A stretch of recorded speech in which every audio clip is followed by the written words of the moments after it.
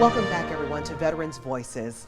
Addiction and recovery is a taboo topic for some military veterans, but it is a very real issue. One Knoxville organization is committed to our local vets and helping those who have lost their jobs, families, and more, and help them overcome and start new lives. So this November will be 28 years. Taking care of Knoxville vets who fall on hard times, that's the focus of Steps House. Not every veteran of a war has a success story. I lost my family. I lost my job. Didn't have any money, didn't have anywhere to go, had nowhere to live. Jody McClurg took advantage of Steps House when he hit rock bottom. Jody says he has seen vets in Steps House as young as 25 and even those into their 70s with the same problems.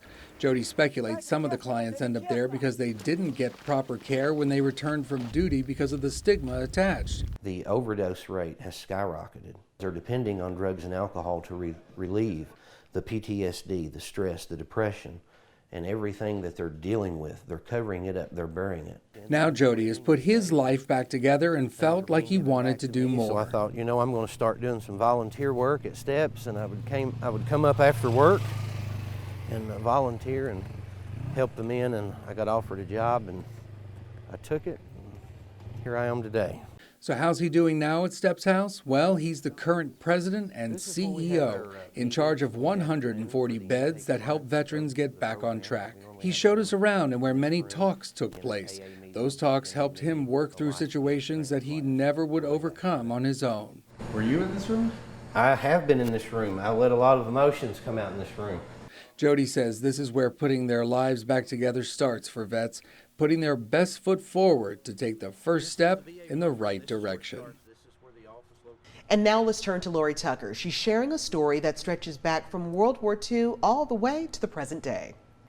Nearly 24 letters sent back and forth by a couple during World War II are now in the hands of their descendants. A pair of friends found them at a Sevierville knife store, and they were able to track down their family and send it to them hundreds of miles away. WATE 6 on your side's Elizabeth Kubel now with the mission to preserve history.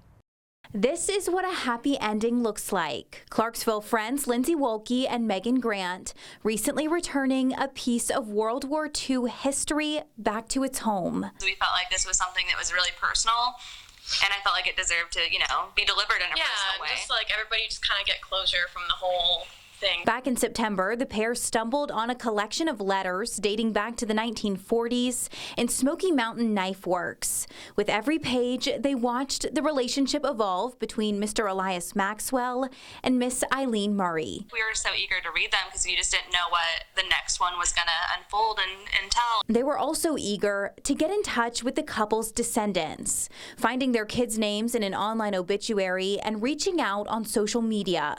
That led to an in-person meetup to hand-deliver the letters hundreds of miles away in New Jersey. I feel like we were meant to go there and meet them because now we have like a whole nother family. Yeah. I mean, it doesn't feel like we were doing anything heroic or crazy. It's just like, this is what we were supposed to do. That was Elizabeth Kubel reporting. Well, still to come here on WATE 6 on your side's Veterans Voices. We are losing World War II veterans every day. How the family of one veteran is honoring his service. And we speak to a woman who served in World War II as a stenographer, how she remembers the experience.